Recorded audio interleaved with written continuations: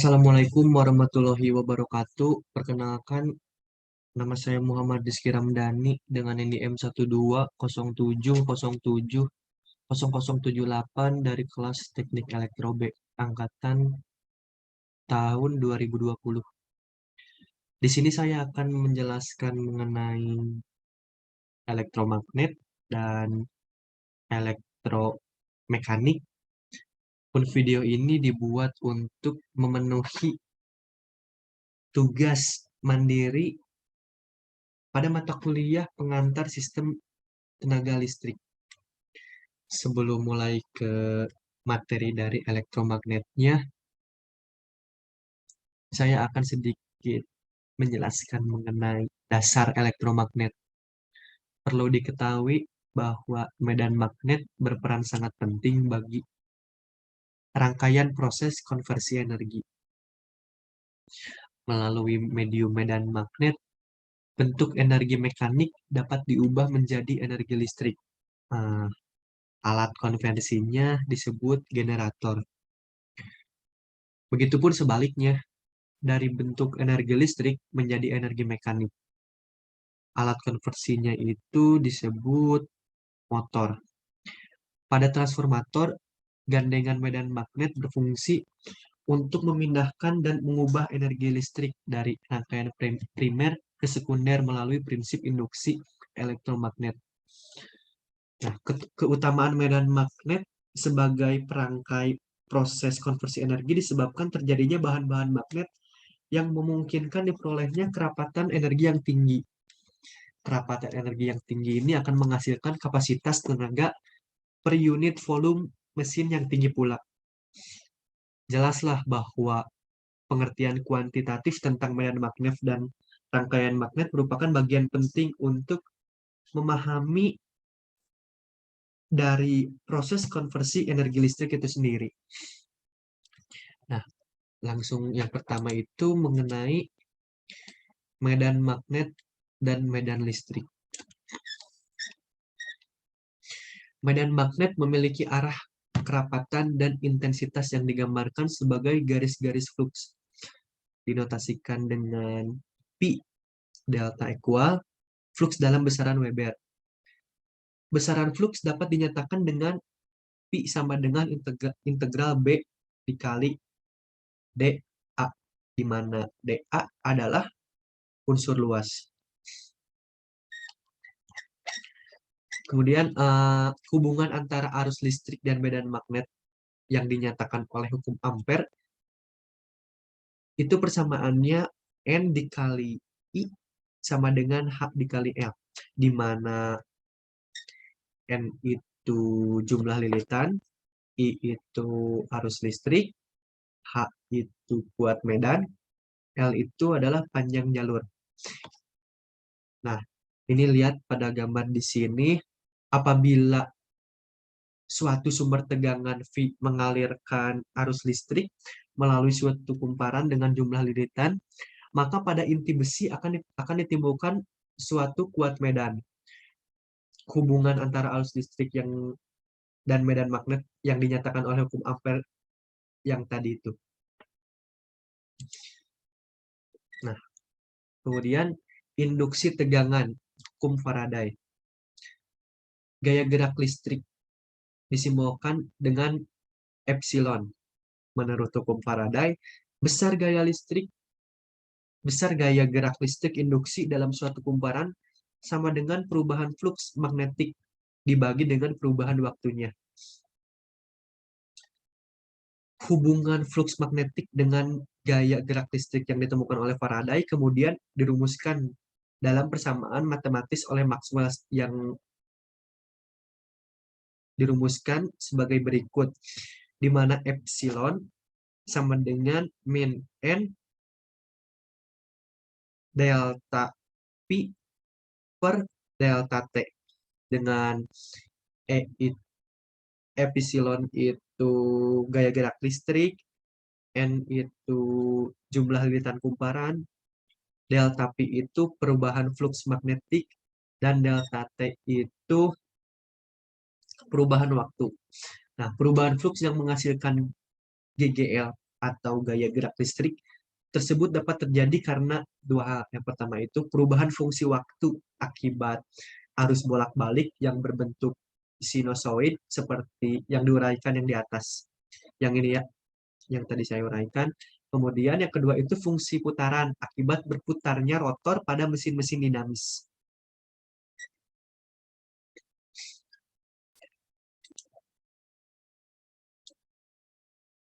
Kemudian konsep rangkaian magnet.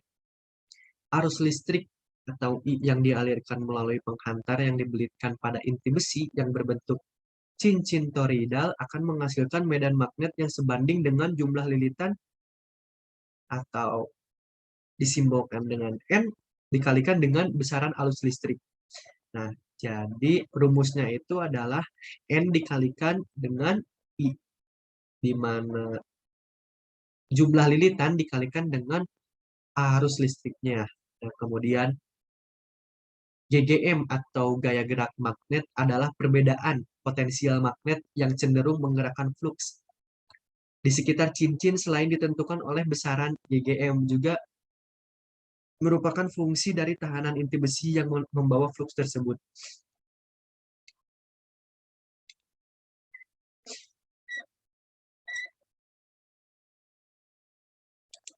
Kemudian kurva magnetasi. Nah, perhitungan rangkaian magnet dapat dilakukan dengan pendekatan grafik dengan di mana H sama dengan F per L sama dengan N dikali I N dikali I per L. Nah, rumus ini besaran H disebut kuat medan dan merupakan harga GGM per unit panjang untuk rangkaian magnet yang seragam. Harga GGM atau gaya gerak magnet per unit panjang inti besi adalah konstan. Oleh karena itu, harga kuat medan H sepanjang jalur inti besi juga adalah konstan.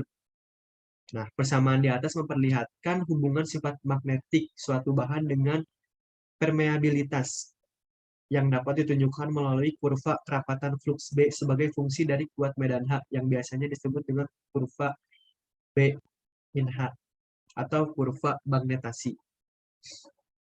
Kurva magnetasi hanya dipengaruhi oleh jenis bahan yang dipakai atau tidak bergantung pada dimensi bahan tersebut. Apabila diketahui harga ampere pintun N dikali I adalah harga panjang rata-rata jalur fluksi, maka harga kuat medan NI per L jatuh pada sumbu horizontal dan secara grafik dengan mudah dapat ditentukan kerapatan fluksi B yang terletak pada sumbu ordinat tegaknya.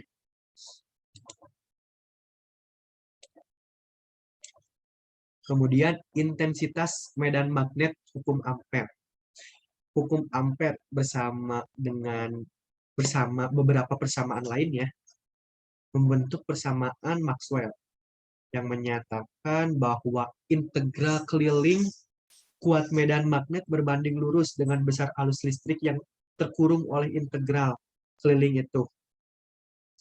Nah, ini rumus dari persamaan hukum ampere, di mana dA itu adalah unsur luas.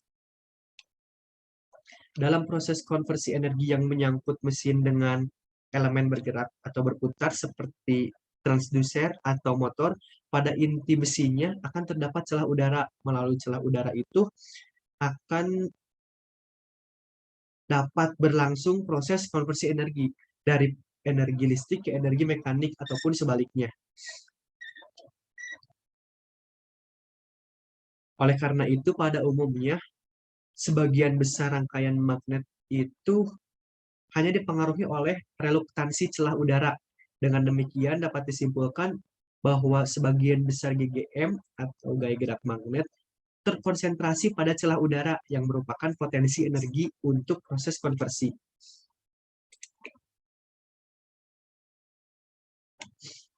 Nah, kemudian energi dalam medan magnet. Energi listrik yang diberikan oleh sumber akan digunakan oleh inti besi beserta belitannya untuk menghasilkan medan magnet. Dengan demikian, energi yang diperoleh akan tersimpan dalam medan magnet yang ditimbulkan. Nah, jadi energi yang tersimpan pada medan magnet itu, ini persamaannya di mana persamaan integral di atas mengandung arti bahwa besar energi yang tersimpan dalam medan magnet tersebut merupakan suatu luas daerah tertentu, sedangkan luas daerah tersebut ditentukan oleh jenis bahan pemagnetan inti.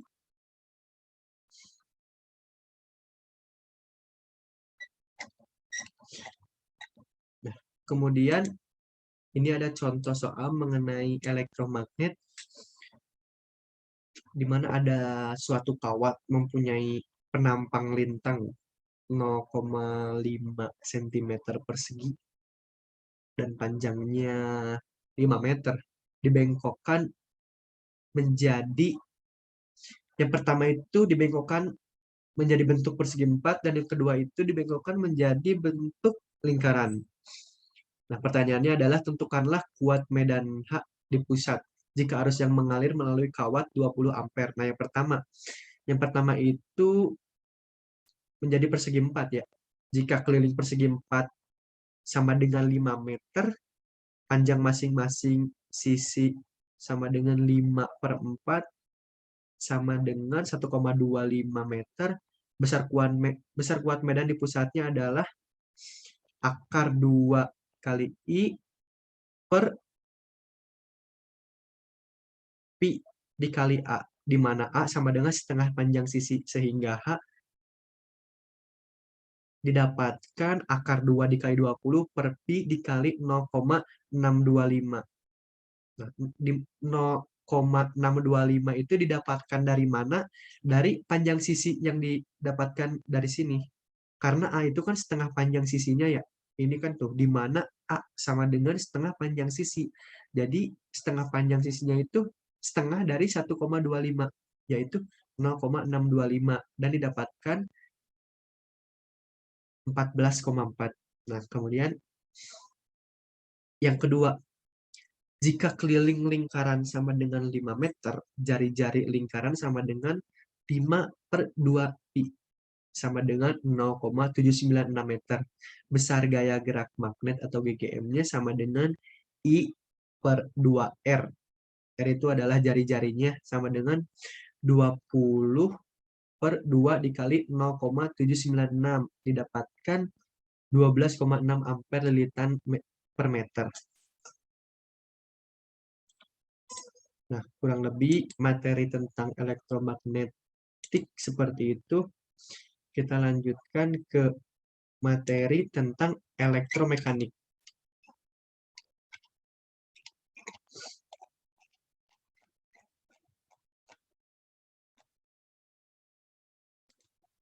Nah, elektromekanik di sini saya akan sedikit menjelaskan dulu mengenai konversi energi listrik. Nah, konversi energi baik dari energi listrik menjadi energi mekanik atau motor, maupun sebaliknya dari energi mekanik menjadi energi listrik atau generator, berlangsung melalui medium medan magnet. Nah, ini adalah bentuk visualnya, di mana energi listrik terus ke medan magnet, energi mekanik, motor. Nah, medan magnet ini perantaranya ya, dan dengan mengingat hukum kekekalan energi, proses konversi energi elektromagnetik dalam hal ini sebagai aksi motor ya, yang atas ini dinyatakan sebagai energi listrik sebagai input sama dengan energi mekaniknya itu sebagai output. Kalau misalnya sebagai motor itu berarti sebaliknya, dari energi mekaniknya yang input, energi listriknya yang output. Nah, kurang lebih seperti itu.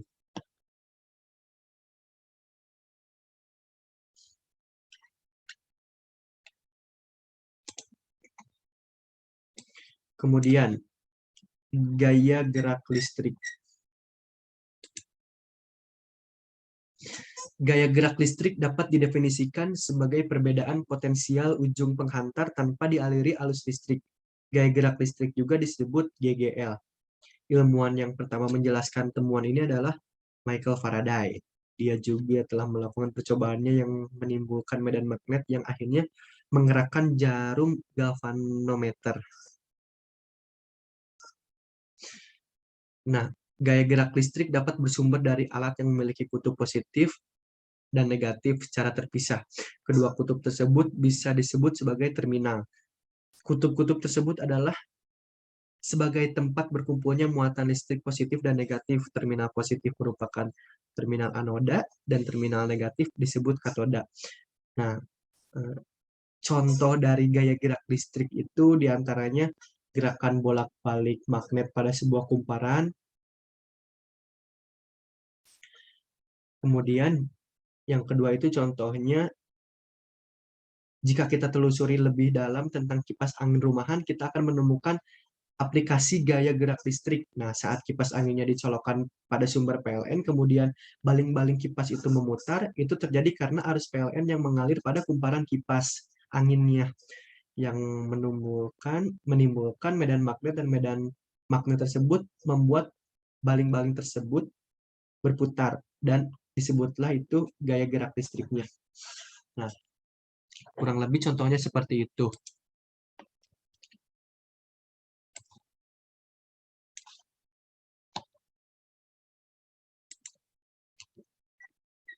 Nah, kita lanjutkan ke kopel.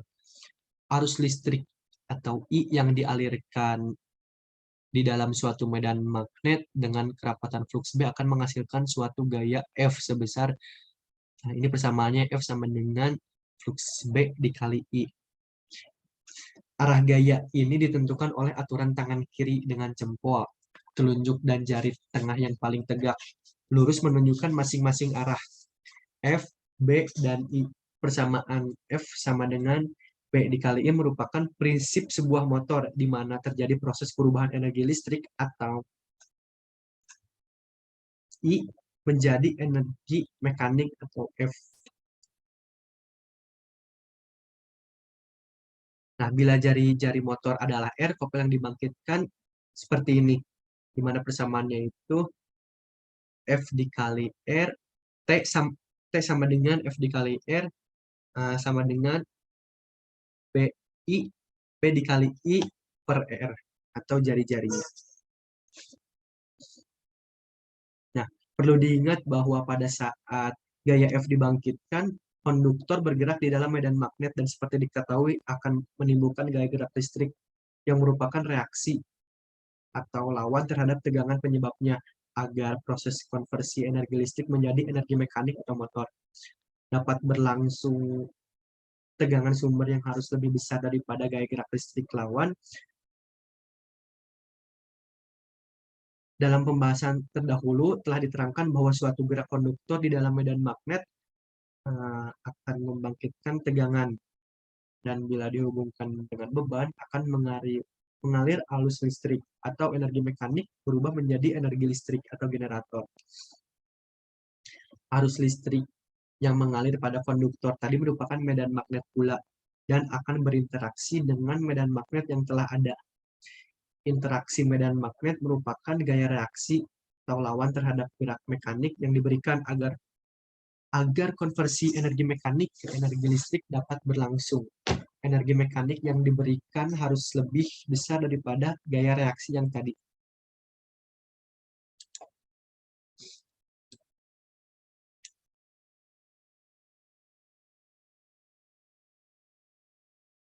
Nah, kemudian mesin dinamik elementer.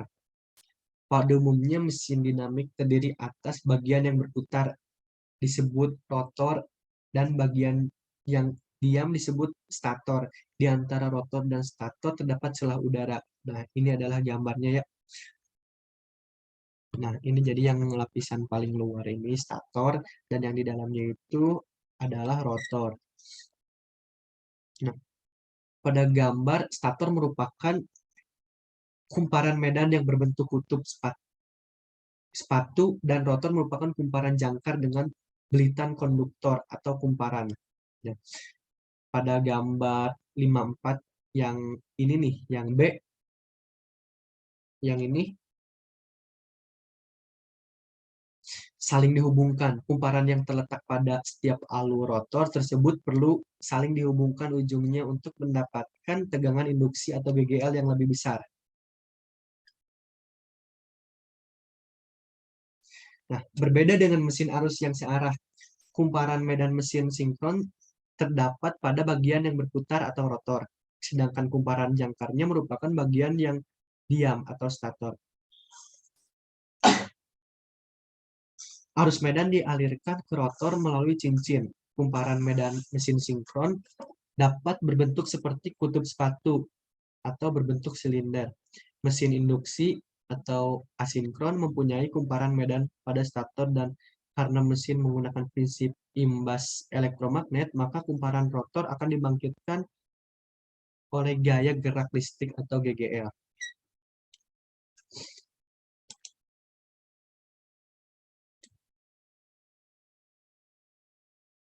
Nah, kemudian interaksi medan magnet. Kerja suatu mesin dinamik dapat juga dilihat dari segi adanya interaksi antar medan magnet stator dan rotor, yaitu F sama dengan B dikali I. B itu beta ya, dan rumus-rumus yang tadi saya sebutkan B itu adalah beta. Seperti diketahui, arus listrik pada persamaan di atas akan menimbulkan flux juga di sekitar konduktor yang dilalui. Bila kerapatan flux akibat arus listrik dinyatakan dengan Bs, sedangkan kerapatan flux akibat kumparan medan adalah Br, maka dapat dituliskan T atau tau sama dengan K dikali B dikali BR dikali BS sin. Itu tuh sin delta. Nah, B itu beta ya. Jadi beta R dikali beta S dikali sin delta. Nah, di mana delta itu sudut antara kedua sumbu medan magnet beta R dan beta S, K-nya itu adalah konstanta. Nah, ini terlihat pada gambar ini pembahasan yang tadi dijelaskan bahwa terjadinya kopel dapat dianggap sebagai adanya interaksi antara dua medan magnet atau antara dua arus.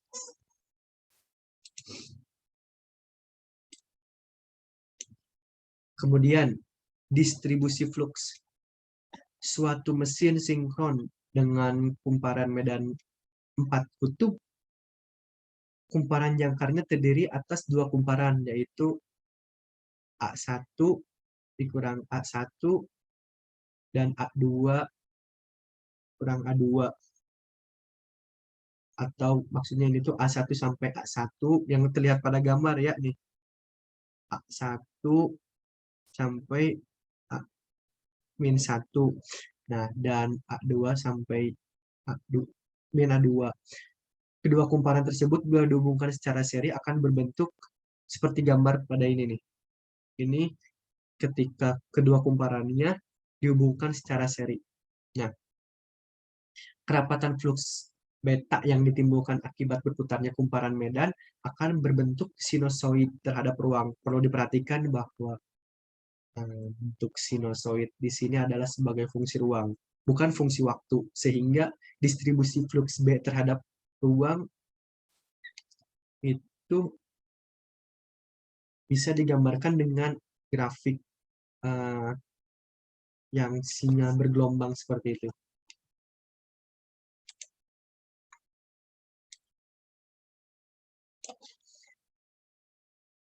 Kemudian, derajat listrik. Terlihat bahwa setiap satu kali putaran mesin, tegangan induksi yang ditimbulkan sudah menyelesaikan dua siklus penuh atau dengan kata lain 360 derajat atau perputaran mekanik sama dengan 720 derajat perputaran listrik. Oleh karena itu secara umum dapat dituliskan theta E sama dengan P atau di sini tuh kalau misalnya di simbol tuh disebutkan rho ya, rho per 2 dikali theta M, di mana rho atau P itu adalah jumlah kutub, kemudian theta E itu adalah sudut listrik, dan theta M itu adalah sudut mekanik.